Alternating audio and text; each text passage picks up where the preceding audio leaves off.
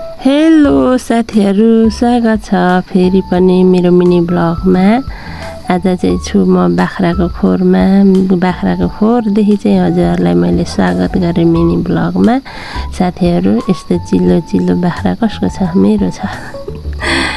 अनि मैले चाहिँ आज घाँस काटेँ, बाख्रालाई साथीहरू लगाइदिएँ। अनि मजाले रमाइ मेरो बाख्रा चाहिँ घाँस खाँदैछ साथीहरू। अनि तपाईँहरू चाहिँ सोच्नुहुन्छ होला होइन, के हो कहिले बाख्रा, कहिले सुँगुर, कहिले कुखुरा, के हो भिडियोमा मात्रै हो कि के हो भनेर सोच्नुहुन्छ भने चाहिँ मेरो बकाइदा के अरे यो बाख्राको खोर छ साथीहरू। तपाईँ हेर्न आउन सक्नुहुनेछ साथीहरू। अनि छ यता फेरि पाडी, यता पाडीतिर म प्रस्थान भएँ। यो चाहिँ खाउसी पाडी हो साथीहरू।